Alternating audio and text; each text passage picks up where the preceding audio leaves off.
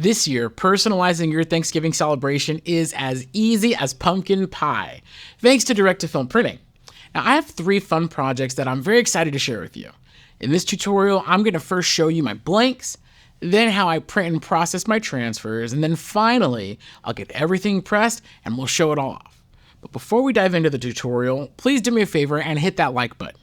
And if you want more direct-to-film and other heat transfer content in your feed, be sure to subscribe to our channel as well.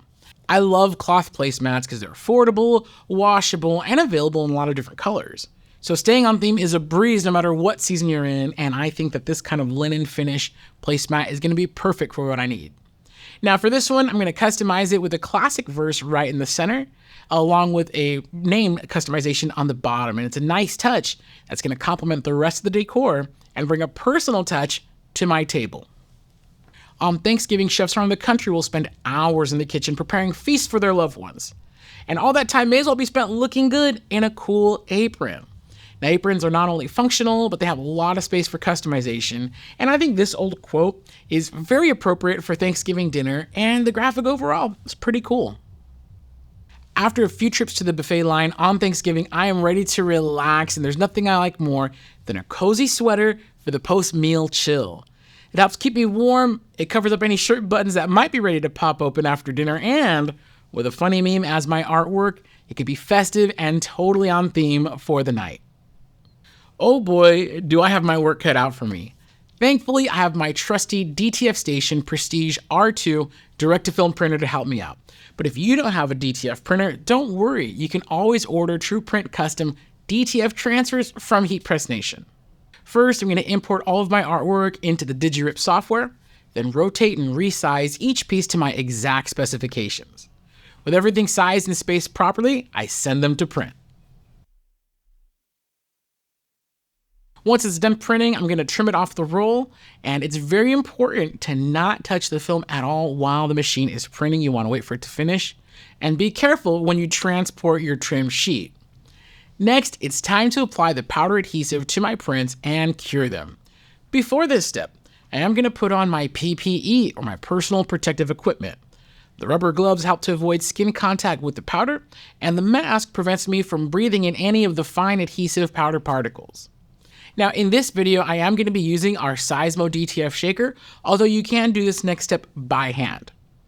I'm going to open up the front lid to my shaker, load my print in, put the lid back on, and then using this cool lever, I'm going to press that down, and it's going to let kind of a waterfall of DTF powder fall nice and evenly over my print. Once my entire print's covered in powder, I'm going to turn the shaker on. Now I will be adjusting the level or intensity of the shaking slightly just to make sure that I get all the excess powder off of the film, and the only powder left is what's on my print.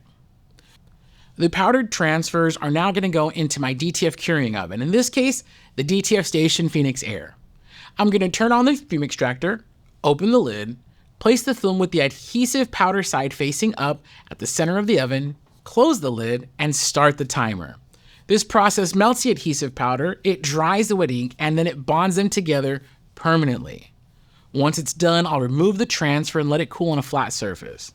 What's cool about DTF transfers is once they're cured and cooled, you could store them or even ship them if you don't want to press them immediately. But I do want to press them immediately, so let's head on over to my heat press. I'm going to heat press everything with my TrueSpec 16 by 20 inch heat press. I'm going to set my heat press to 315 degrees Fahrenheit for 15 seconds with medium pressure. Depending on the film and powder you're using, your settings might be a little bit different. And because I'm pressing 3 different items with different thicknesses, I'll have to adjust my pressure slightly for each item. First up are my placemats. I simply center my placemat to the lower platen, preheat it for about 5 seconds. Then I'll center my transfer to the placemat, cover it with a piece of parchment paper, and press. This transfer requires an immediate and quick peel, but again, yours may be different depending on what materials you're using.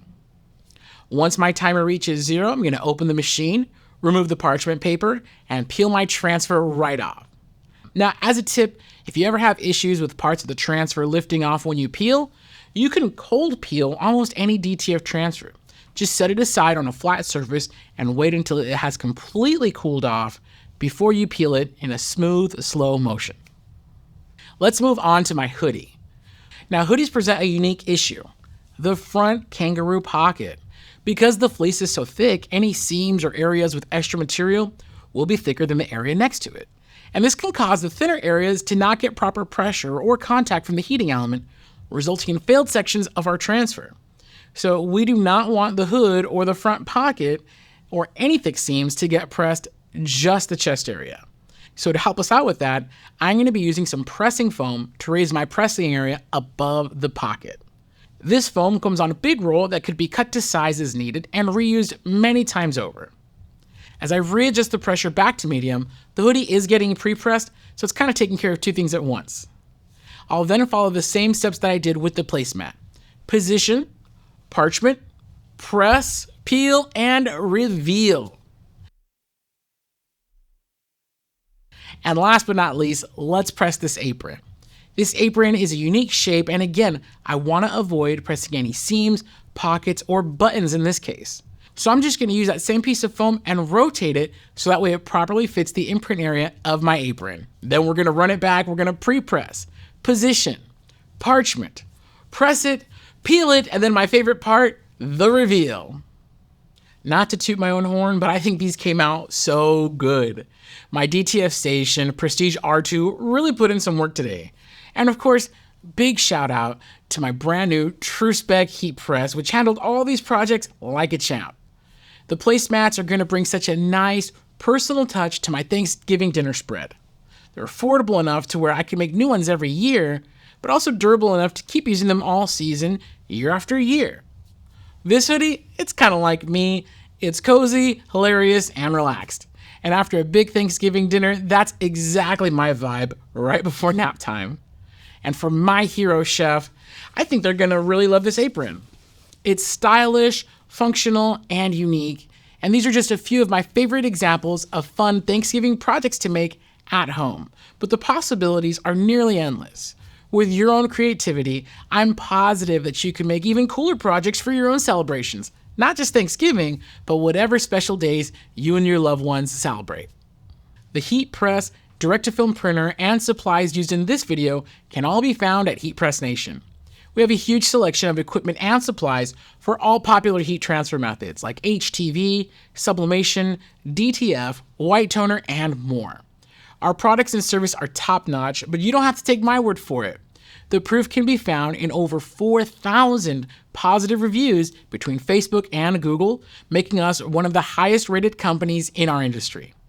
Enjoy the Heat Press Nation experience for yourself today at heatpressnation.com.